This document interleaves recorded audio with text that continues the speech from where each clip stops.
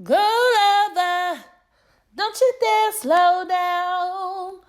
Go longer, you can last more rounds. Push harder, you're almost there now. So go lover, make mama proud. And when we're done, I don't wanna feel my legs. Y'all ain't ready for it. What's up, YouTube? This is your girl, Megan. Welcome back to the Hood Astro Queen. And if this is your first time on my channel, welcome. Hit that subscribe button. You know you want to. If you are a returning subscriber, welcome back. I missed you. Give me a kiss. Mwah, mwah. And today, I'm coming to you guys once more with yet another celebrity birth chart reading. This time on none other than the Miss Lovely Kelly Rowland. Now, I would like to speak for all of the 90s, but well, maybe I can't speak for all of the 90s babies. I'm going to just speak for me when I say that Kelly Rowland is and has always been the finest member of Destiny's Child, like hands down, bar none. Okay, on period. Everybody should know her. I would say for those of y'all who don't know, but you should know. And if you don't know who Kelly Rowland is, I don't even want you on this channel. Like, we have nothing further to discuss. I'm going to need you to go. I'm going to need you to see your way out, okay? Hit that like button before you go and then just go on about your day. Because, I can't do nothing with you. Now, Kelly Rowland is the third member or 1/3 of the trio Destiny's Child. I guess they were a trio towards the end, but in the beginning, they had a whole bunch of motherfuckers in the group. Different story for a different day. Y'all go look up some documentaries on that. I wanted to talk about Kelly Rowland because not only is she my favorite member of Destiny's Child, but she is by far the most underrated. Well, I guess next to Michelle. Michelle can't catch a break, y'all. Michelle can't catch a break. But in a lot of other different ways, I feel like Kelly Rowland is walking wasted potential. And it kind of irritates me because she has grown into like this socialite. And I guess you could say people in Hollywood respect her and so on and so forth. But from a music perspective, it's like she never really took off. And everybody knows that after Destiny's Child dismembered or disbanded, Beyonce kind of stepped forth into her stardom, right? And became this motherfucking wasp queen that everybody worships and fucking grovels at her feet. Don't even get me started on that bitch, okay? Anybody who knows the Hood Astro Queen, you've been here for a minute, you know I can't stand Beyonce's motherfucking ass, okay? The bitch is talented, but I can't stand her motherfucking ass. Go ahead and sting me, Beehive. Do what you gotta do. I'm going to just block you as you come. Just do what you got to do. But I said all of that to say, I wanted to take a look at Kelly Rowland's birth chart, and I have been wanting to do this for a very long time, just to see like what the fuck it is that kind of contributes to her being this person. I don't know. I can't really put my finger on it. I just wanted to get a better understanding of who she is and maybe why her solo career never really took off like that. So yeah, without further ado, let's go ahead and get started. So Kelly Rowland was born on February 11th, 1981 at 2:22 a.m. in Atlanta, Georgia. And right off rip, that 11, her being born on the 11th, can be very challenging because the number 11 is a master number, but it also comes with a high price. Okay, it's a very spiritually loaded number, but a lot of 11 or 11 dominant people have issues with, basically in this lifetime, they are a lot more spiritually astute than your average person, because more than likely they've reincarnated a bunch of times. And in this lifetime, it's almost like they have to take like a crash course, right? To like catch up. They're playing catch up. They're trying to elevate spiritually to their highest self, their higher self. And although these people are more capable than any other group of people and they have all the tools to do so, but it often can manifest in a person living a life that's a lot more burdensome than your average person, because spirit kind of wants to get you back on track. It wants you to excel, propel you forward. And what's that saying? To whom much is given, much is required, kind of thing. So these people can often go through a lot of shit. Okay. They can have very difficult lives. That number 11 quite literally deals with conflict. It deals with challenges. It deals with upheavals. So yeah, that in and of itself is kind of difficult. And so the next thing that really just stands out to me is the fact that she's also an Aquarius South Node. Now, for those of you guys who checked out my Pop Smoke video, if you haven't, go do it now. Okay, it's okay. Go do it. Come back. Finish watching this and then go check that out as well. But I was discussing the manifestations of that Aquarius South Node, and the majority of it can be summed up in lots of karmic debt and karmic attachment to friendships, groups, and associations. And surprise, surprise, what is she most known for? Being a part of a group. Destiny's Child. So with her being an Aquarius South Node, this points towards her being susceptible to groupthink. It can make her a follower, especially with her Venus conjoined to this Aquarius South Node. And with her Chiron, which is at the 13th degree of Taurus, by the way, that number 13 breaks down to 4, and the number 4 is governed by Uranus. Uranus co-rules Aquarius. So once again, more of this Aquarian group energy. But nevertheless, her Chiron and Taurus is squaring her Aquarius South Node, as well as her Venus. And this could actually even point towards where she has a lack of self-esteem or self-value. She could even feel like she doesn't contribute anything valuable to the group. Or on the contrary, it can manifest in her feeling like she's worthless without these group associations. It can also result in her feeling weird or alienated, probably even like she doesn't belong. There's also an increased possibility that she could have been bullied, especially the more that she stands out from the group. So with that Aquarius South Node, there's already a tendency to kind of be somewhat of an outcast. So you can look at that negative aspect to that Chiron and Taurus as like her wanting to fit in and conform. And so it's like this weird dynamic to where the more she stands out, or the weirder she feels, or the more disconnected that she feels from the people around her, the more she tries to blend in. And the stronger her attachment to other people becomes. So it's almost like she camouflages herself with other people. She finds comfort in other people, having other people around. And this could set her up for failure. And there could have also been outside pressure to conform to the group. So not just like pressure in her head or for whatever, the reason may be. I feel like, especially if you're taking into consideration like the music industry or even the other members of the group, there could have been pressure, outside pressure, for her to be a certain way and play a certain role. This aspect could even point towards her needing other people to feel comfortable and reassured. Her moon is actually in Taurus. Let me see what degree.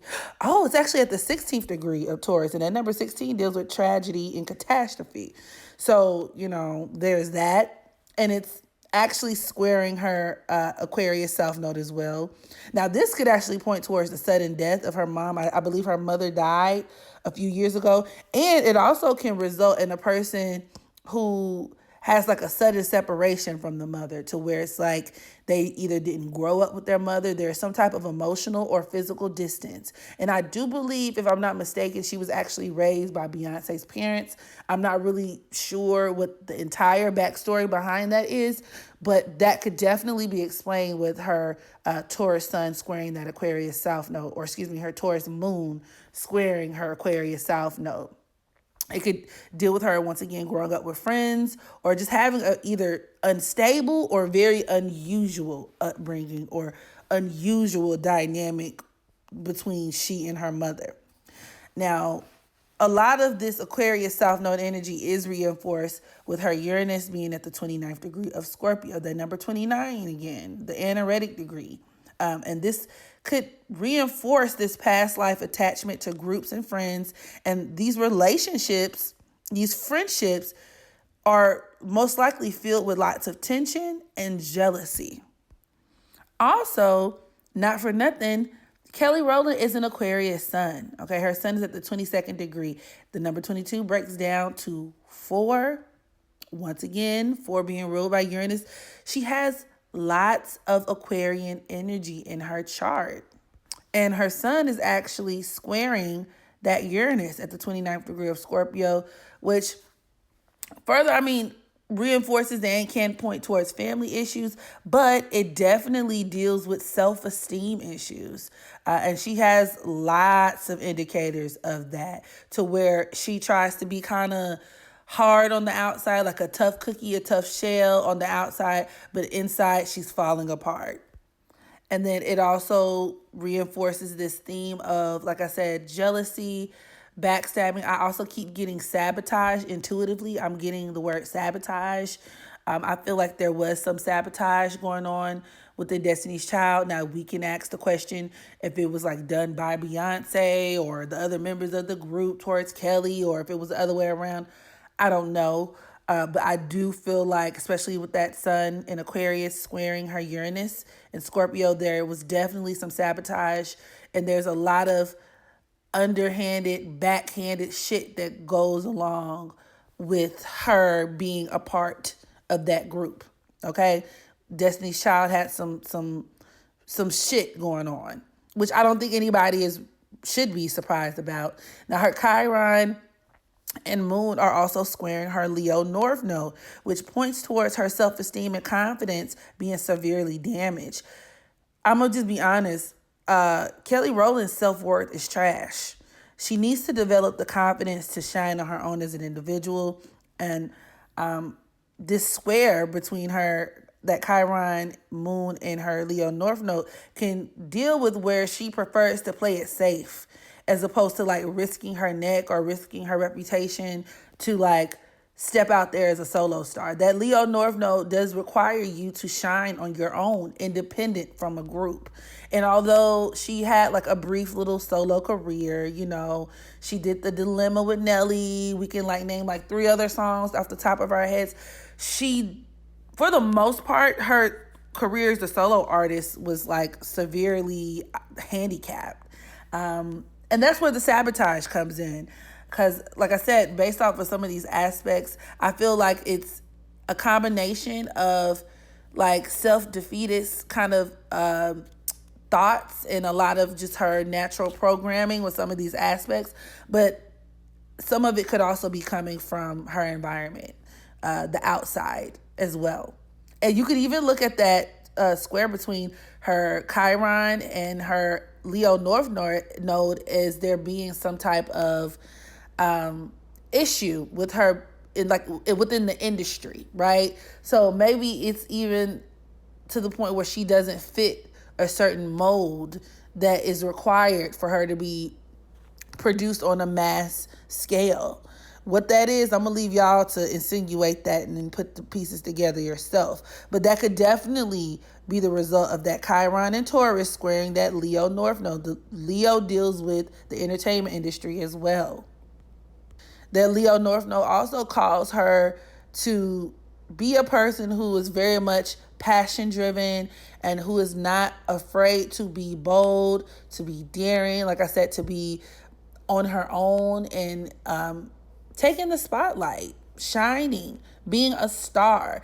And I guess maybe it just depends on the way that you look at it. But if you're asking me, she's in no way, shape, form living up to this Leo North Node. Not at all. And that affliction from her Chiron and Taurus, as well as her Taurus Moon, like I said, can make her very much the type to want to play it safe, and the type to not really want to rock the boat. She kind of wants to, Taurus is the sign of the conformist. It's the sign of the status quo. So she kind of just wants to keep it cute. Also, with that setup, any perceived failure would absolutely destroy the confidence, I mean, the little confidence that she has more than it already is. She could also be concerned about money as well with that aspect. So, in other words, following her passions could cost her. And you could even look at this aspect as the relationships that she has with men, that could also damage her value and her sense of self-value. She really has low self-esteem, y'all. I mean, that's really what a lot of it is, just cut and dry. Also, with her being a Leo North Node, this could even point to where in this lifetime she is supposed to experience things like romantic love and being a mother, which I guess that's why I said depending on how you look at it. From that perspective, I mean, she has a kid, check. She's married, check. She's fulfilled that part of that Leo North Node. But the rest of it, like the star quality, star power, stepping into her own individuality, you're not doing any of that, sis. Also, her Mars is at the 3rd degree of Pisces, and not for nothing, Pisces Mars individuals tend to have a very difficult time with their identities. And that's because Pisces is borderless, right? It's the ruler of the 12th house. So it has no borders, no guidelines, no sense of self-preservation. It's very much like, oh, I'm going to sacrifice myself for the benefit of the group, which can be indicated with her Mars squaring that Uranus at the 29th degree of Scorpio. Her sacrificing herself, her, I would even argue being a victim of colorism, because that 29th degree can actually point towards either issues with race or issues with skin tone. I mean, you know, and then you add in the Uranus in Scorpio, and there's like this, like I said, underhanded manipulation thing going on here. So, I mean, I would not be surprised if colorism has something to do with it. And then, yeah, but it also could even manifest in her dealing with men who are abusive, secretive. And actually, now that I'm thinking about it, she did a song called Dirty Laundry back in the day where she described that she was in an abusive relationship and people were so shocked. And like, there's nothing shocking about this at all. Also, her Mercury, which is at the 4th degree of Pisces, once again, that number fucking 4, and it's squaring her Uranus as well. And I'm going to be honest, I look at this aspect as her being brainwashed, especially with the receptive nature. And her Mercury is actually retrograde. And so with it being so fucking like I said, receptive but sensitive to like outside influence, forming a square to that Uranus at the 29th degree of Scorpio can produce a situation to where you are believing or easily able to accept whatever is being given to you, especially particularly by way of other people, groups of people, friends. Like I said, I mean, this could go in so many different directions, from her issues with skin color, like I said, that 29th degree, or her lack of self-confidence. I mean, who knows? But I do feel like on a certain level, there was some type of brainwashing that took place.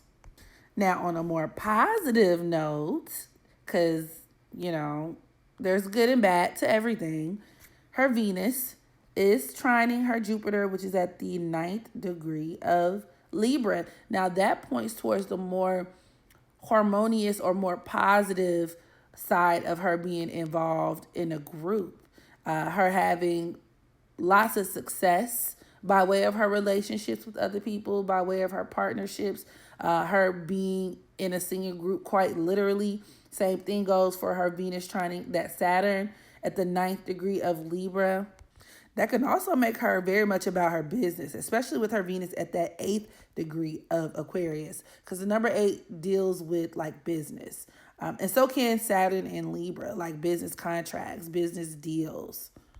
Sun trine Pluto, once again, echoes some of the more positive aspects of her being so deeply tied into group association. So her Sun at the 22nd degree of Aquarius trining her Pluto at the 24th degree of Libra.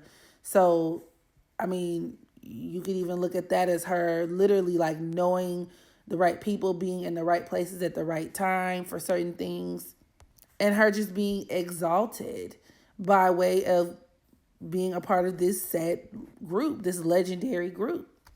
I also meant to mention that Venus trine Jupiter could also be really good for money as well. Like, I feel like she does have a lot of money coming in from different places, and that she's really good at investing once again. And I guess that ties back into her being a really good businesswoman. And with all this Aquarian energy, it could even deal with her being the type, like, if she was ever hard up or pressed for money or ever in a circumstance, unfavorable circumstance, she would almost always receive help from someone. That Aquarius energy is amazing for like a come up, especially Venus in Aquarius.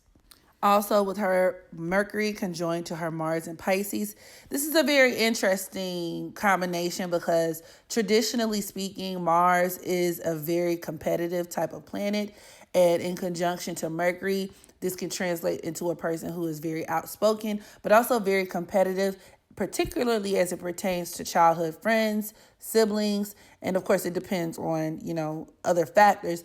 But with Kelly and her Mercury and Mars being placed in Pisces, Pisces is like literally the antithesis of that like Martian energy because it has no self-preservation and it doesn't do well in situations where it has to compete. And I feel like this aspect could even point towards her feeling a type of way, like having a certain type of paranoia or fear about competing with Beyonce, or being in a position where she has to like, kind of like show her stuff and do her own thing, or potentially go up against someone else, or even as it pertains to speaking out for herself, speaking up for herself. That could be a major issue in doing so. And with her being a Leo North Node, once again, a part of that is learning how to be competitive, which, she's not doing. So, it's just, like I said, it's upsetting me and my homegirl that Kelly Rowland is not living up to her fullest potential. So I'm just going to go ahead and leave the reading on that note. Y'all drop down in the comment section. Let me know, what did you think about Kelly? What did you think about Destiny's Child? Do y'all like Beyonce? And yeah, practice unconditional self-love so that you can love others. And until the next video, I holla.